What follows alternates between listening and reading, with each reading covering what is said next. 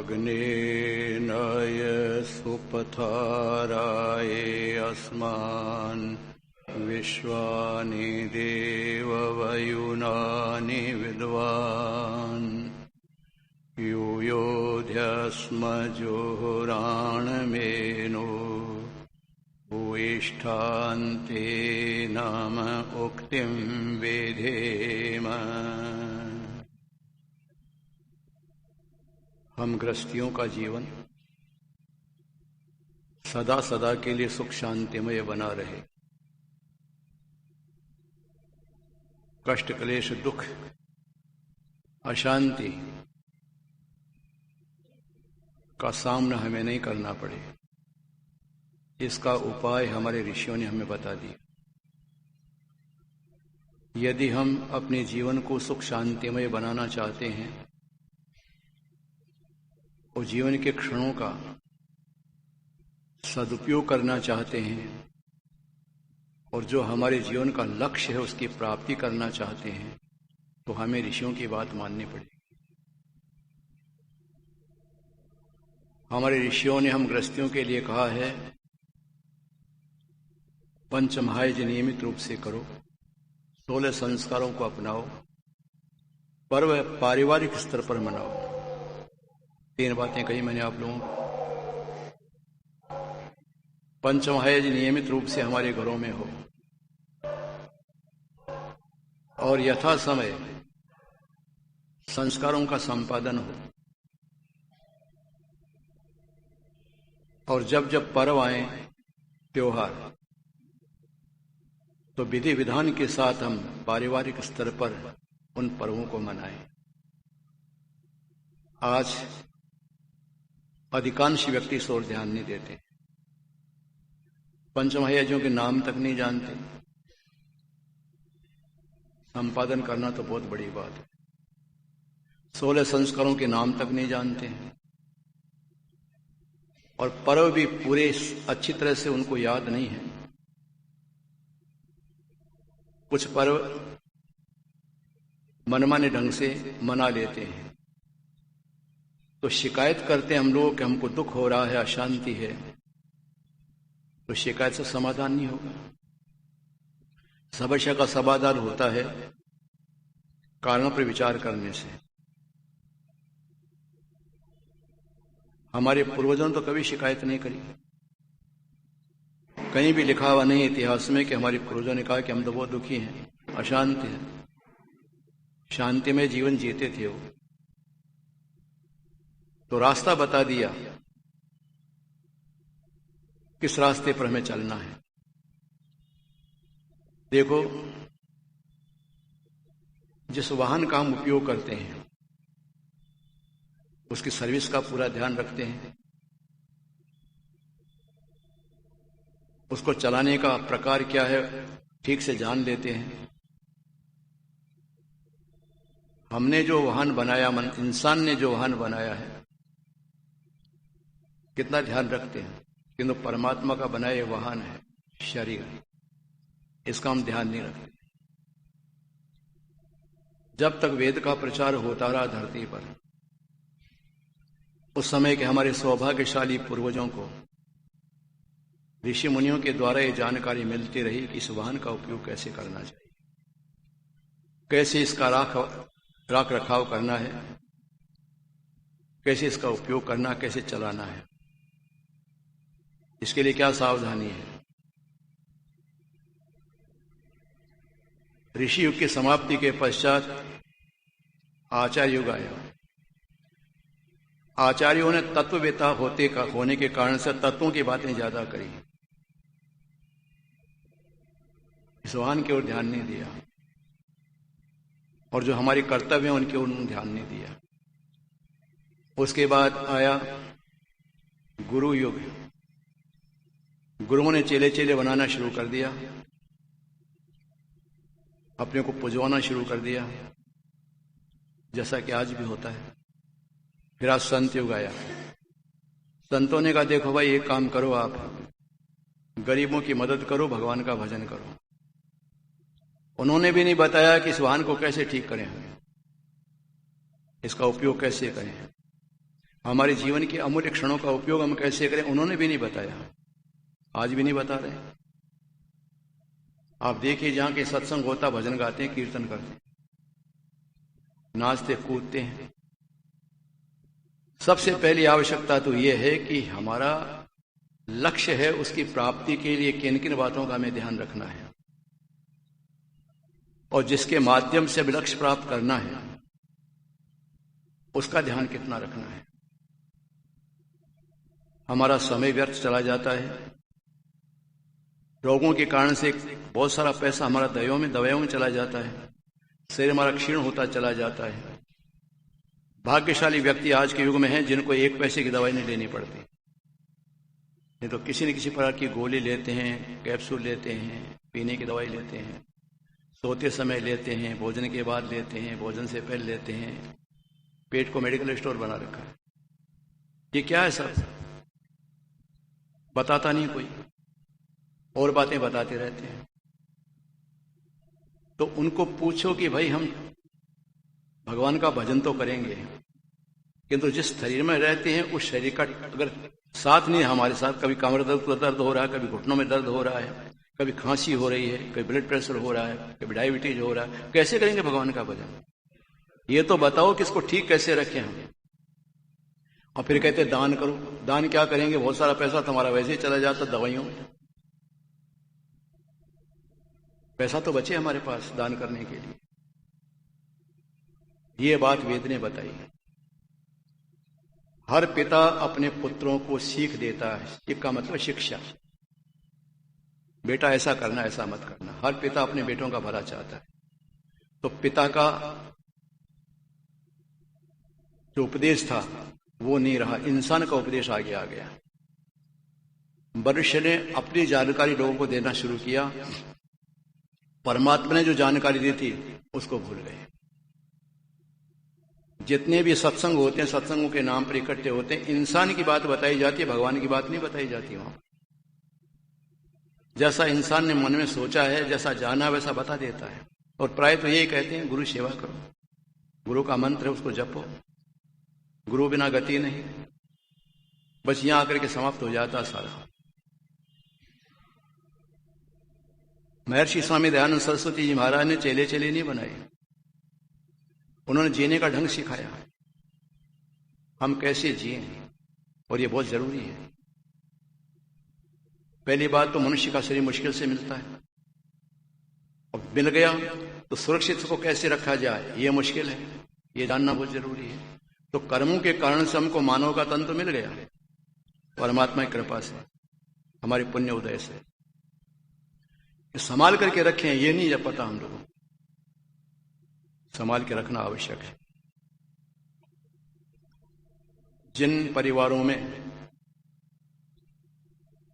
आदर्श दिनचर्या को अपनाया जाता है उन परिवारों में रोग नहीं आता। उस व्यक्ति के शरीर में रोग नहीं आएगा, परिवार के अन्य सदस्य भी निरोग बन करके रहेंगे, अगर हम दिनचर्या का क्रम ठीक से जान ले और अपना ले।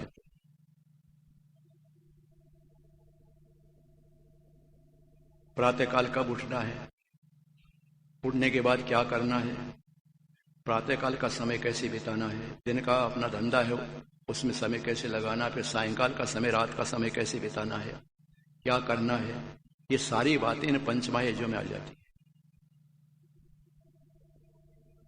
जिन परिवारों में लोग सूरज निकलने से पहले उठ जाते हैं, शरीर संबंधी कार्यों से निवृत्त होकर के ईश्वर का चिंतन करते हैं, ध्यान करते हैं।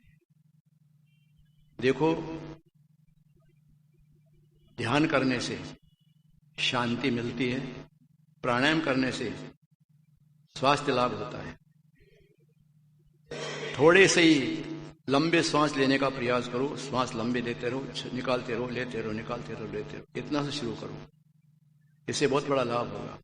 सबसे पहली आवश्यकता तो ये कि हमारा पेट ठीक रहना चाहिए, ये गड़बड़ होती है। इतना अच्छा रहे हमारा पेट, टॉयलेट में जाए तो 1 मिनट लगे सब शौच में, एक बार में पूरा पेट साफ हो जाए, ये सबसे पहली आवश्यकता है। इसके लिए करना क्या चाहिए वो सिखा दिया हमको।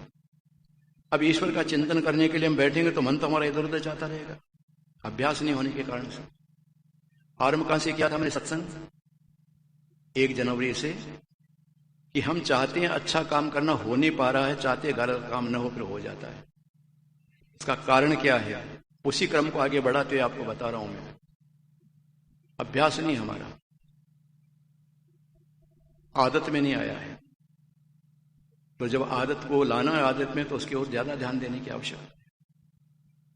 और एक बात मैं बार बार कहता हूं, संकल्पित जीवन होना चाहिए हमारा। किसी भी कार्य को करने के लिए संकल्प लेना चाहिए हम लोगों को। ये काम मैं जरूर करूंगा, चाहे कुछ भी हो जाए, तब वो काम होता है। हमारे जीवन में कोई संकल्प नहीं, व्रत नहीं है कोई। व्रती व्यक्ति सफल हो जाता है अपने कार्य में, व्रत लिया संस्कार बन जाता है उसका। बार बार उस काम को करने से उसका संस्कार बन जाता है। आप में से कोई बंधु बेटियां नियमित रूप से संध्या उपासना करते होंगे तो आपको पता होगा, कभी किया कभी नहीं किया ऐसा नहीं, नियमित रूप से करना ही करना है, तो अभ्यास भी आ जाएगा। और भाई हमारा अनुभव तो यह है, जब परमात्मा की चरण शरण को प्राप्त हो जाते हैं हम लोग, तो अंदर से एक प्रेरणा होती है, अशुभ से बच जाते हैं हम और शुभ की ओर प्रवृत्त हो जाते हैं। मेरा अनुभव तो यह है। गड्ढा आ गया, बच करके जाना, गिर जाओगे। आग जल रही है, हट करके जाना, नहीं जल जाओगे। अंदर से आवाज आती है। उस अंतःकरण में जगह तो होना चाहिए। हमने अंतःकरण के अंदर पता नहीं क्या क्या भर रखा है। जगह खाली करो, थोड़े समय के लिए बैठ करके हम चिंतन करें प्रभु का। और बेकार समय मत गमाओ इन बातों के अंदर लगाने के लिए कि इधर का फूल इधर डाला, इधर पानी इधर डाला, इधर घंटी बजे, इधर तिलक जगाए, क्यों बेकार समय खर्च। एक साधु गंगा के किनारे बैठा हुआ तिलक लगा रहा था। तिलक लगाते समय कभी इधर ज्यादा लग जाती, इधर पहुंचता था, फिर इधर पहुंचता था। महर्षि दयानंद खड़े खड़े देख रहे थे। उन्होंने कहा, महाराज लेपा पोती में क्यों टाइम खराब करते हो? अच्छा है कि तुम भगवान को याद करो। हमारा समय व्यर्थ चला जाता, कोई मतलब नहीं निकलता। इससे कोई लाभ ही, किसी प्रकार का भी लाभ नहीं है। हमने अगरबत्ती जला दी, घंटी बजा दी, तुलसी चढ़ा दिया और कुछ कर दिया, कोई मतलब नहीं इन बातों का। आत्म कल्याण से क्या संबंध इन बातों का? तो जो विधि विधान बताया हमारे ऋषि मुनियों ने, कहा तुम अगर मान लो, वो जमाना तो विद्वानों का था, हमारे यहां बिना पढ़ा लिखा कोई नहीं था। कि तो आज तो हम वेद नहीं जानते, तो ओम तो बोल सकते हैं, उसमें क्या परेशानी है? मुझे बताइए आप, क्या परेशानी है इसके अंदर? कौन सी शक्ति लगती है इसके अंदर? कौन सा धन लगता है इसके अंदर? इतना तो कर सकते हैं। ओम ओम ओम, क्या परेशानी मुझे बताइए? आदत बन जाएगी। जो करते हो तो बहुत अच्छी बात है, तो करना शुरू करो। ये मकर संक्रांति, उत्तरायण पर्व आ रहा है। पर्व आते हैं प्रेरित करने के लिए। आहुति देते समय संकल्प करो अपने मन के अंदर, भगवान आज से हम व्रत ले रहे हैं कि जब तक ओम का जप नहीं कर लेंगे रोटी नहीं खाएंगे। हमारे व्रत को निभाना भगवान, पर वो प्रेरणा करता है। अब आपको याद रह जाएगा कि हमने सन 2020 में एक व्रत लिया था कि नियमित रूप से ओम का जप करेंगे। थोड़े दिनों करते करते अभ्यास बन जाएगा, आपको उसके बिना रह नहीं सकोगे। और जैसे आपने ओम का जप शुरू कर दिया तो अशुभ विचार आना बंद हो जाएंगे। पिता का सानिध्य प्राप्त कर लेता पुत्र तो बुराई की तरफ नहीं जाता कभी भी। आप गृहस्थी बैठे अच्छी तरह जानते हैं, पिता से हट करके गलत कर सकता, पिता के सामने नहीं कर सकता हूं। डीठ हो कोई बालक, आज के जमाने का पुत्र बात अलग है, बाकी हर पुत्र अपने पिता की लिहाज रखता है। जब हमने पिता को अपना लिया, पिता के साथ बैठ गए हैं, उपासना करते हैं, तो कितना अच्छा जीवन बन जाएगा। लोग बाग पहली बात तो समझ नहीं पाते हैं, समझ तो कर नहीं पाते हैं, और उल्टी शिक्षा इसकी होती है ना, बुद्धि फिर जाती है किसी व्यक्ति की। ऐसा हुआ तो नहीं, किंतु मैं आपको उदाहरण देकर के समझाता हूं। प्रवचन करने वाला कहता है कि जो व्यक्ति दूसरों को दुख दे करके स्वयं सुखी होना चाहता, उसको असुर कहते हैं। जो न किसी को दुख दे, न आप दुखी होना चाहिए, उसको मनुष्य कहते हैं। और जो दूसरों को सुख देने के लिए दुख उठाते हैं उनको देव कहते हैं। मैंने भी कई बार आपको कही ये बात। 3 श्रेणियां है। ये मानव तन जो है यही असुर है, यही मनुष्य और यही देव है। अगर अपने लाभ के लिए हम किसी को हानि पहुंचाते हैं तो असुर कहलाएंगे। असुर का मतलब असुर कहते हैं देव को, अब देव नहीं।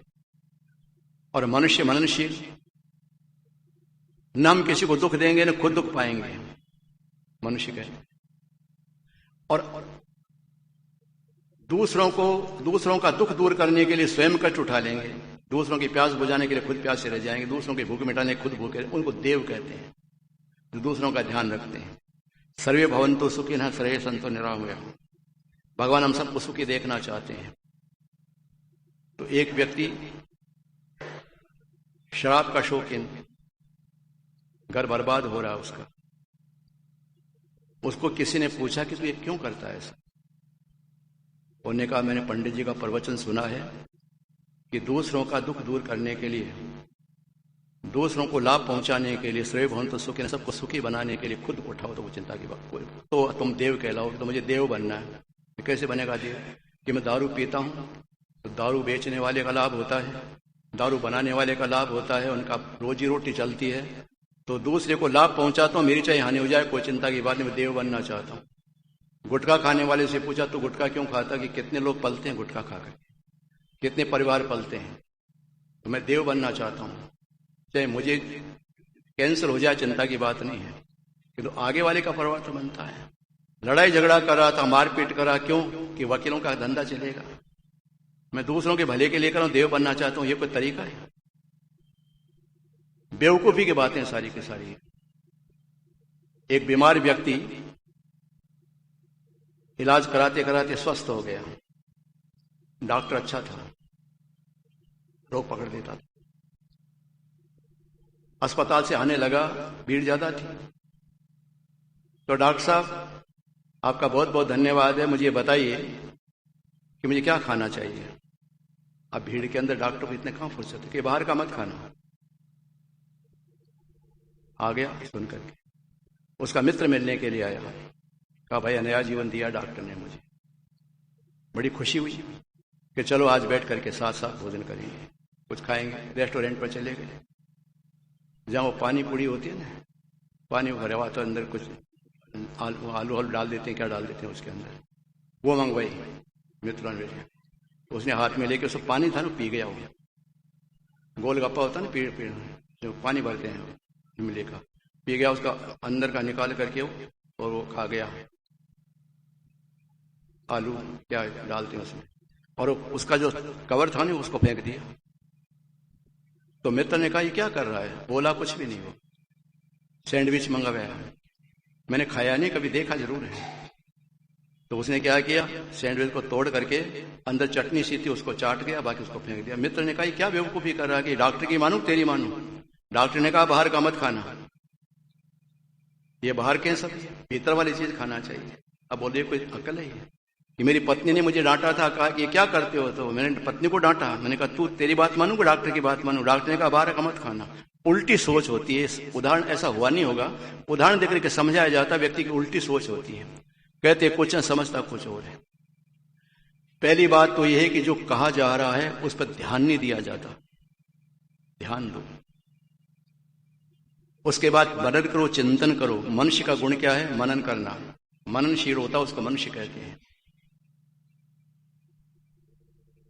जो भले और बुरे की पहचान कर लेता उसको मनुष्य कहते हैं।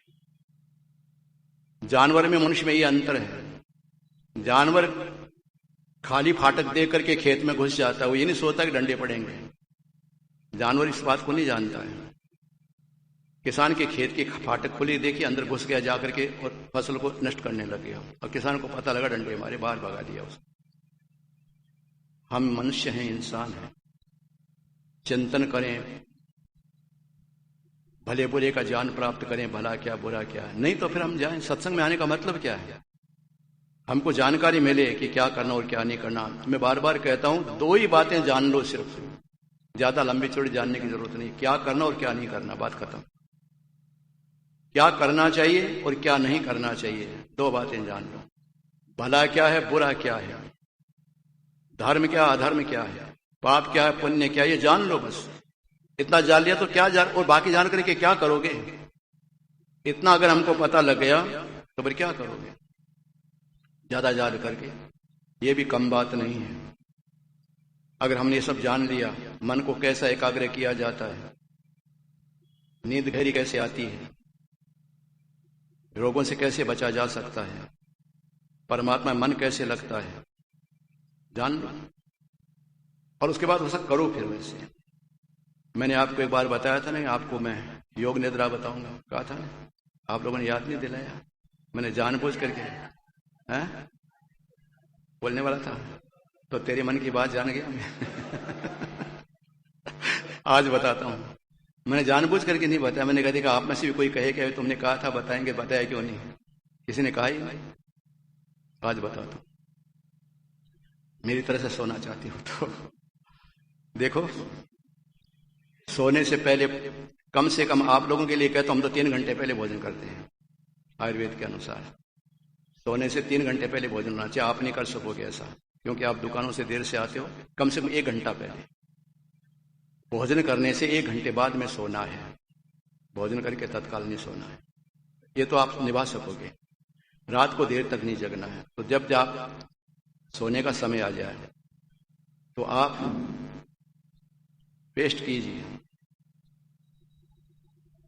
और उंगली से ज्यादा, मैंने आपको बताया नहीं, ब्रश का उपयोग कम करो। इसे क्या मसूड़े छिलते हैं, आगे चल कर कमजोर हो जाएंगे मसूड़े। ओरिजिनल दांत जो हमारे अभी हैं वैसे कैसे दांत रहना चाहिए, वही आंख रहना चाहिए, वही दांत रहना चाहिए। इनका उपयोग ठीक से करो। तालू को साफ करो, जीभ को साफ करो, टंग क्लीनर होता है उसे जीभ को साफ करो।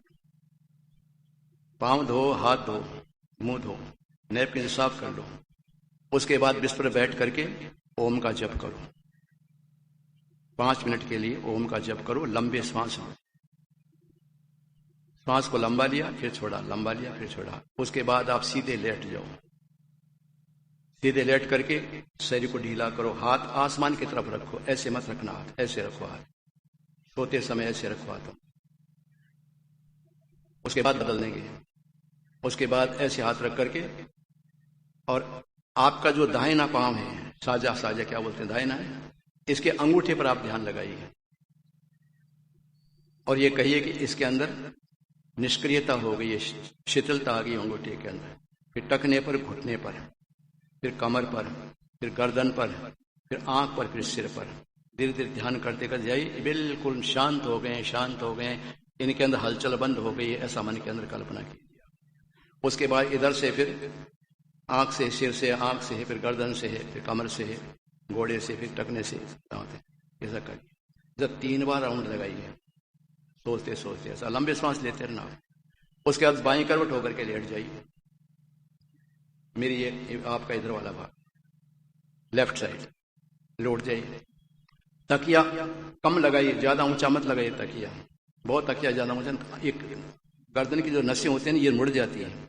तकिया 4 उंगलियों से ज्यादा ऊंचा नहीं होना चाहिए, इतना सा तकिया लगाइए। और सख्त नहीं होना चाहिए तकिया। बहुत बार क्या होता है, कठोर होता है। और एक और बताता हूँ आपको, ये होम क्या बोलते हैं, उसका तकिया बनते हैं ना आजकल, ये बहुत ही खतरनाक होता है। ये बहुत से लोग तो ये जो सोते हैं तो ये उस पर भी फोम का होता है, फोम बोलते हैं, क्या बोलते हैं उसका होता है वो, ये डंडप क्या बोलते हैं, वो नहीं करना चाहिए। हमारे पूर्वज रुई का उपयोग करते थे ना, रुई के गदेले बनाते थे। और हमारे यहाँ तो देहातों के अंदर तो गूदरा कहते हैं उसको, जब फटे पुराने कपड़े होते थे ना, उनको सबको इकट्ठा करके उसके बैठने का सोने का बना लिया करते थे। आपको शायद पता नहीं, आप धनवान हैं, गरीबों को पूछना, ऐसा करते थे वो लोग। ये क्या करते हो? पूर्व दिशा की तरफ जो आपको उत्तर दिशा में सिर नहीं करना है, हमेशा ध्यान रखना, उत्तर दिशा में सिर नहीं करना है। दूसरी बात,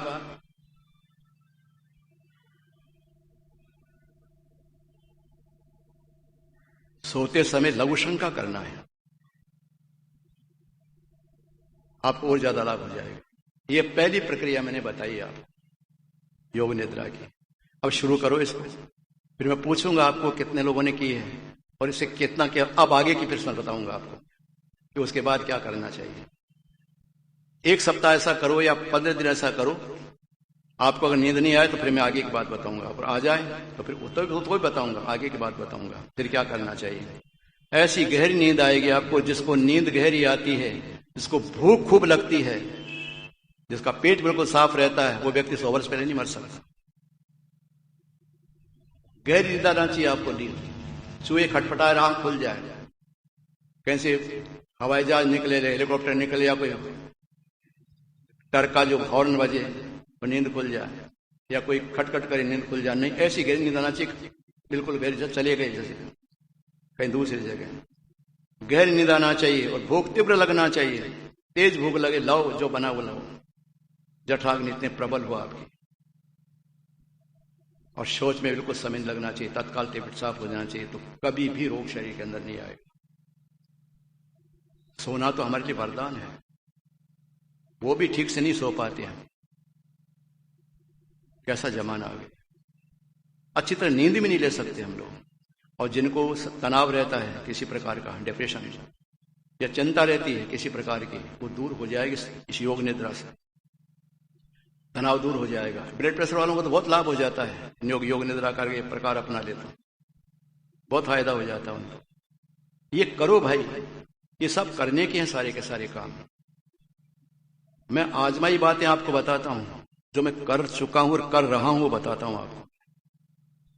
अभ्यास बन जाएगा, आपको शरीर के अंदर शक्ति आ जाएगी। प्रातःकाल जब आंख खुलती है, हमारे मन करता थोड़ा और सो जाए। ऐसा होता कभी कभी आप लोगों में, होता कि नहीं होता मुझे मालूम नहीं। कुछ लोग मुझे बताते हैं कि मन करता थोड़ा और सो जाए, नहीं फिर नहीं, बिल्कुल नहीं। ऐसा शरीर बन जाएगा, आपको तत्काल उठने की इच्छा होगी आपकी।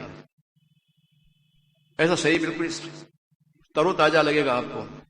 जिस व्यक्ति को उठते समय आलस्य न आए, आंख खुली हमारी और बैठ गए भगवान का ओम बोल करके, स्मरण करके, तो समझ लो हमारा शरीर ठीक है। और मन करता कभी इधर करवट बदली, कभी इधर बदली, कभी थोड़ा बात और सो जाए, थोड़ा सा और सो जाए, समझ लो शरीर में रोग है किसी न किसी प्रकार का।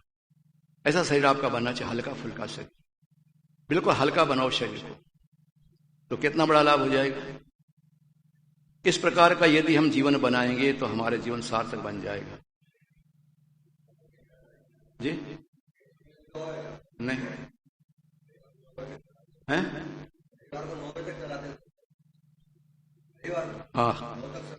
अच्छा, नहीं मेरा चाह तो मैं दोपहर तक करूँ, मुझे कहते दोपहर तक बैठो आप, नहीं कहते हैं मैं तो मिशनरी आदमी हूँ। हाँ मुझे पता नहीं था, आपने कहा तो मालूम पड़ा। 9 बजे चले, नहीं दिया, बिल्कुल चलेंगे 9 बजे बेटा, मुझे कोई परेशानी नहीं। तो देखिए, जो करणीय कर्तव्य कर्म है, जिनको करना चाहिए, एक बात का विचार करो आप। मानव तन धारण किया हम लोगों ने, हम जीव हैं, मनुष्य का तो शरीर है, हम जीव हैं, इस तन में रह रहे हैं। मानव तन धारण करने के पश्चात भी यदि हम ये न करें तो कब करेंगे बताओ? पशु पक्षी कीट पतंग बन करके करेंगे? जाना तो पड़ेगा उन योनियों में, अगर हमने ऐसे कर्म किए हैं तो इसका लाभ उठाओ अधिक से अधिक। हमारा जीवन संतुलित बने, सुखमय बने। ये क्रोध क्यों आता है? प्रतिकूलता के कारण आता है। प्रतिकूलता को अनुकूलता में बदलो, ये हमारे हाथ में है। अच्छा, आप मैं बार बार आपको क्या कहता था? मेरा रूखा स्वभाव है, कहता था नहीं कहता था? मेरा स्वभाव रूखा, बिल्कुल बदल दिया मैंने अपने स्वभाव। मेरे प्रवचन में कई रूखापन नहीं देखेंगे आप, व्यवहार में कभी रूखापन नहीं देखेंगे। विनम्रता आ गई जीवन के अंदर। चाहे तो व्यक्ति कर सकता है सारा काम। पहले कभी कभी बोलता था, ऐसा लगता था डांट रहा है, अब ऐसा नहीं होगा। ठीक है कहता हूं, मुझे होता था नहीं होता, अब नहीं होगा कभी भी। अब परिवर्तन आ गया इसके अंदर, परिवर्तन लाना चाहिए। मैं सोच रहा हूं कि थोड़ा समय जीवन का बचा है, क्यों ऐसा कर, क्यों नहीं अपने जीवन को ठीक बना। लोगों को उपदेश करता हूं, अपने जीवन के अंदर बातें है ही नहीं। चिंतन करना चाहिए इस बात, अपनी कमी को देखो, क्या कमी हमारे अंदर रह गई है।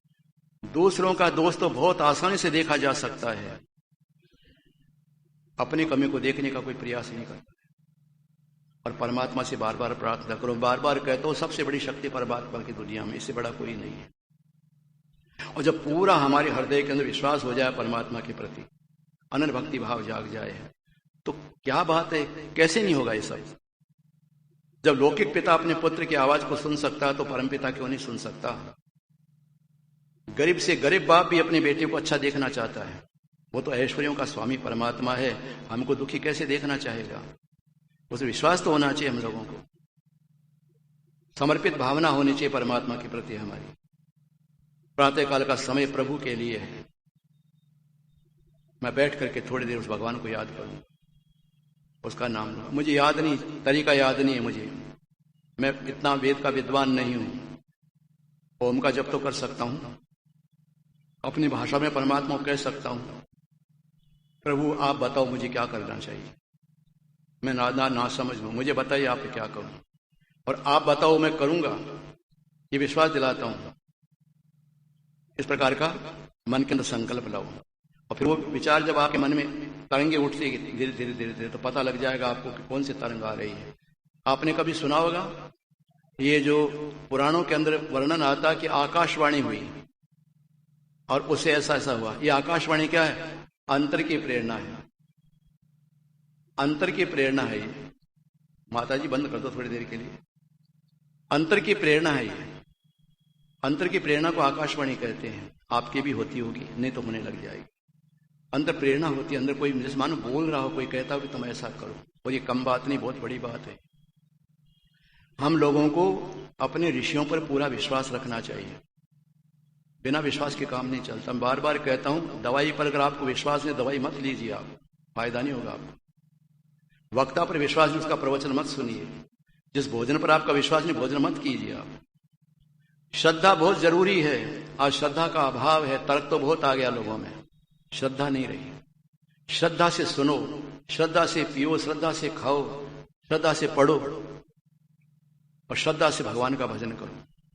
श्रद्धा होनी चाहिए जीवन के अंदर। श्रद्धा से बहुत लाभ होता है। तर्क तो करते रहो। तर्क से एक बात है, अगर आपको सच्चे अर्थों में दार्शनिक दृष्टि से तर्क का ज्ञान है तो आप उलझन में नहीं पड़ोगे, इतना फायदा हो जाएगा। चक्कर में नहीं आओगे किसी के, ये फायदा हो जाएगा।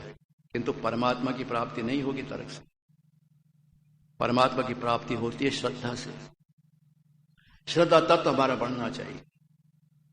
हम जब इन संतों का जीवन पढ़ते हैं तो पता लगता है ये पढ़े लिखे नहीं थे, इनमें से बहुत सारे वेद का तो नाम ही नहीं जानते थे, किंतु जीवन अच्छा था उनका। श्रद्धा थी उनके हृदय के अंदर।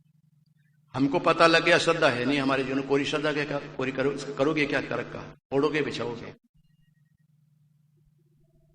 जब हम संध्योपासना करने के लिए बैठते हैं तो जैसे छोटा बालक अपनी माँ की गोदी के अंदर बैठ करके महसूस करता अपने आप कि मैं अपनी माँ की गोदी के अंदर बैठा हुआ हूं, हमें सुरक्षित हूं, बिल्कुल ऐसा हमें सुरक्षित ऐसा लगने लगे कि थोड़ी देर के लिए परमात्मा की सानिध्य में बैठे हुए हैं, हम बिल्कुल सुरक्षित हैं।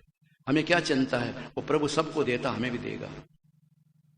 घबराने की आवश्यकता नहीं है। सबकी कामना पूरी करता भगवान, हमारी भी कामना पूरी करेगा। इससे बड़ा कौन होता हमारा सहायक? मनुष्य कभी भूल कर सकता अज्ञानता के कारण से, परमात्मा तो सर्वज्ञ भूल कैसे करेगा? बस इतना सा जोर हो कि प्रभु बताओ मुझे, मैं तो नादान ना समझ हूं, मुझे मालूम नहीं कि मैं क्या करूं क्या नहीं कर रहा हूं, मुझे बताओ क्या करना चाहिए। बार बार कहते रहो। मैंने तो ऐसा ही किया भाई जीवन में। मुझे बताओ, प्रेरणा करो मुझे, नहीं तो फिर मेरा कोई दोष नहीं है। जब मुझे पता ही नहीं कि क्या करना क्या नहीं करना चाहिए तो मेरा क्या दोष इसमें? अब बताओ प्रभु मुझे क्या करना चाहिए, मैं आपकी शरण में हूं। अंदर भक्ति भावना से अपने हृदय को भर लो, बार बार कहते रहो, करके देखो, बहुत लाभ हो जाएगा। और बड़ों का आशीर्वाद नियमित रूप से लो, झुकना सीखो। हमारे ऋषि मुनियों ने कितना सुंदर हमको विकल्प दिया है विनम्रता का। विनम्रता सबसे बड़ा गुण है आज मनुष्य का। और मैं तो यहां तक कहता हूं, जितना बड़ा होता उतना विनम्र हो जाना चाहिए व्यक्ति को। क्षमा बड़न को होता है, छोटन को उत्पाद। बड़े आदमी की पहचान है जो विनम्र होता है, आकड़ नहीं रहती उसमें। उसका जीवन बता देता है, इतना बड़ा आदमी बना रहो। हमारे पास जब वो आए थे लोकायुक्त कोठारी साहब, इतने बड़े आदमी जिनको मिलने के लिए लाइन लग जाती है, समय नहीं मिलता उन लोगों को, और मेरे पास 1.5 घंटे बैठ करके बात करे, इतना विनम्र व्यक्ति हो गए। कमाल है, उनका ऋषि दयानंद की कृपा है। महर्षि स्वामी दयानंद सरस्वती जी महाराज की शरण में आ गया मैं। इसलिए मैं कभी महसूस ही नहीं करता कि मैं इतना बड़ा आदमी हूं, जबकि सचमुच बड़े आदमी हूं। छोटे बनने की कोशिश करो। बड़ा तो परमात्मा है, उससे क्या बड़ा होगा कोई। 2 अक्षर सीख लिए तो ज्ञानवान बन गया, 2 पैसे कमा लिए धनवान बन गया। ये क्या है, सब पद मिल गया तो अभिमान आ गया। तो किसका अभिमान करते हो? दुनिया में एक से एक बड़े से बड़े बैठे हैं। तो कहा कि रोज उठ करके माता पिता को प्रणाम करो। आप बच्चों को सिखाया करो। जिन परिवारों के अंदर बच्चे प्रणाम नहीं करते, वैसे तो आप लोगों में अच्छा रिवाज है बड़ों के सामने झुकना। मैं देखता हूं कभी परिवार में जाते हैं तो करते हैं सब, कि लोग कभी कल्पना करो बच्चे आजकल के कुछ वातावरण में ऐसे ध्यान नहीं रखते हैं, उनको बेटा प्रणाम करो आशीर्वाद देंगे तुम्हें। सिखाओ उनको, बड़ों के सामने झुकना सिखाओ। जब घर में झुकेंगे तो बाहर भी झुकेंगे। पापी के सामने नहीं झुकना, दुष्ट दुराचारी के सामने नहीं झुकना है। जरा ध्यान रखना, फिर उल्टा हो जाएगा, जैसा मैंने आपको बताया ना कि नहीं समझते हैं लोग बात। उनके सामने झुकने की आवश्यकता नहीं है, किंतु जिनसे आशीर्वाद लेने की इच्छा होती है उनके सामने झुकना चाहिए। इससे क्या होगा, अभिमान जीवन के अंदर बिल्कुल नहीं आएगा। एक सी अवस्था हमारी नहीं रहती है। आज इस अवस्था में से आगे भी अच्छी अवस्था हमारी हो सकती है, और जब अच्छी अवस्था हो सकती है तो अभिमान आ सकता है मन में। यह स्वाभाविक गुण है व्यक्ति का। जब कभी किसी प्रकार की उपलब्धि हमारे पास आती है तो हम सोचते हैं हम भी हैं। ये हमारे सामने क्या है, कुछ भी तो नहीं है, हम भी कुछ हैं। देखो पहले हम इसमें रहते थे, अब देखो ये बंगले में रहते हैं। पहले हम सामान छोटे मकान में रहते हैं, पहले हमारा छोटा कारोबार, अपना बड़ा काम। महसूस होता है व्यक्ति को कि मैं भी कुछ हूं। पहले साइकिल में चलता था, मेरे घर में कार आ गई है, मैं भी कुछ हूं। बस ये उपलब्धि मनुष्य को अभिमान की तरफ प्रवृत्त करती है। वो अभिमान चूर चूर हो जाएगा। जितने आगे बढ़ते थे उतने विनम्र बनते चले जाओगे। ये जरूरी है, इसलिए हमारे ऋषि कहते हैं प्रणाम करना सीखो। जब कभी भी कोई बड़ा आदमी आ जाए, उम्र में बड़ा हो, ज्ञान में बड़ा हो, पद में बड़ा हो, तो हाथ जोड़ने में क्या आपत्ति है, नमस्ते करने में क्या आपत्ति है। ऋषिदान तो लिखते हैं कि जब जब पति पत्नी में एक दूसरे को नमस्ते करें। पढ़ते हो नहीं साहित्य का, साहित्य पढ़ते हो नहीं पढ़ते हो? चौथा समोल्लास पढ़ो आप, सत्यार्थ प्रकाश का। झुकना सीखे, पत्नी पति। मैं बड़ा हूं, मैं पहले कैसे बोलूंगा, अरे तू बड़ा तो क्या हो गया, तूने अगर आके होकर नमस्ते कर ली, पिता ने नमस्ते कर ली, बेटा नमस्ते, तो क्या बिगड़ गया हमारा, बताइए। बेटे को पता लगेगा कि मेरी भूल हुई, आज मुझे नमस्ते करने चाहिए। विनम्रता जीवन के अंदर बढ़ती चली जाएगी। विनम्रता गीली होती है, और ये जो रूखापन होता है ना, ये व्यक्ति को सुखा देता है। इसे हरापन जीवन के अंदर बना रहेगा। तो बड़ों का आशीर्वाद देना अति आवश्यक है, और बड़ों की आज्ञा का पालन करना अति आवश्यक है। कभी कभी क्या होता, हम ध्यान नहीं देते हैं, बाद पता लगता हम लोगों को कि हमने गलती करी है, तो पहले से ध्यान रखते हैं। बड़ों का कभी भी निरादर नहीं करना चाहिए। उन्होंने जीवन के कई उतार चढ़ाव देखे हैं। जैसे कल्पना करो, मेरे पिताजी पढ़े लिखे नहीं थे, मेरी माँ पढ़े लिखे नहीं थे। बस मेरी माँ को तो दस्तखत करना भी नहीं आता था, मेरे पिताजी थोड़ा कागज लिख लिया करते थे, मामूली पढ़े लिखे थे। ऐसे कई पुराने लोग मिल सकते हैं। बेटा एमए हो गया तो इसका मतलब है कि पिता पिता नहीं रहा। तूने स्कूल की किताब तो पढ़ ली है, किंतु जीवन की किताब नहीं पढ़ी अभी बेटा। तेरे पिताजी ने जीवन की किताब पढ़ी है, पिता उतरा चढ़ाव देखा जीवन के अंदर, उसका फायदा उठाओ। आज वो भी नहीं है, थोड़ा सा अभिमान आ जाता है। अब तुम क्या जानते हो, कुछ नहीं जानते, चुप रहो, बोल बोल मत करो।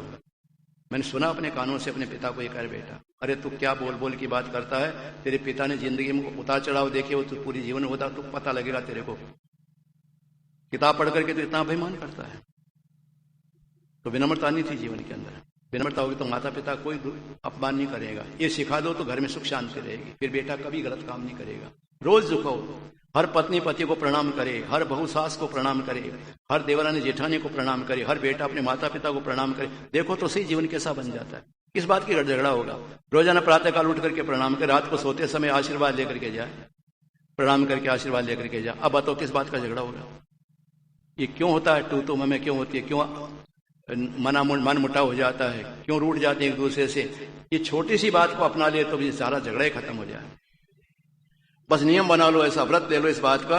हर बहू कहते मैं सास के चरण छू करके प्रणाम नहीं करूंगी तो रोटी नहीं खाऊंगी या सोऊंगी नहीं।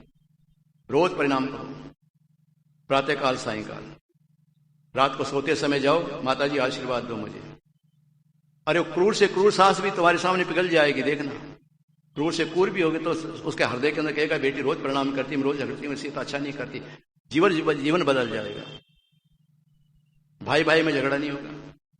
बड़े भाई को प्रणाम करे छोटा भाई चरण छू करके, किस बात का झगड़ा होगा, नहीं बताइए आप। हम ये छोटी सी बात भी नहीं अपना सकते हैं तो घरों के अंदर वैमनस्य रहेगा, फिर आपस में कलह रहेगी। सिखाओ अपने घरों के अंदर, जो बच्चे करते हैं उनको सिखाओ कि प्रातःकाल उठ करके प्रणाम करके हमारा आशीर्वाद, हमसे आशीर्वाद लो। ये जरूरी है हमारे लिए। कुछ बातें मैंने बताई आपको व्यवहारिक। हम गृहस्थियों को सुख शांति में जीवन व्यतीत करने के लिए जो प्रकार बताए हमारे ऋषि मुनियों ने, उन्हें हमें अपना लेना चाहिए। तो ऋषि विश्वास दिलाते हैं भौतिक दृष्टि से भी आध्यात्मिक दृष्टि से भी, दोनों प्रकार की दृष्टि से तुम्हारा विकास होगा। ऐश्वर्य के दो अर्थ होते हैं, भौतिक और आध्यात्मिक। दोनों प्रकार का ऐश्वर्य प्राप्त हो जाएगा, सुख शांति में जीवन बन जाएगा। तो प्रधान जी का आपका आदेश स्वीकारते हुए मैंने जितना आपने समय बताया उसके अंतर्गत कुछ और विचार देने का प्रयास किया है। अगली चर्चा कल करेंगे। सुनते रहो, औरों को बुला करके लाओ। कुछ ऐसी ऐसी बातें आपके प्रसंग के साथ आ जाएंगी जो जीवन से सीधा संबंध रखने वाली है। और भगवान की कृपा की इंतजार करो।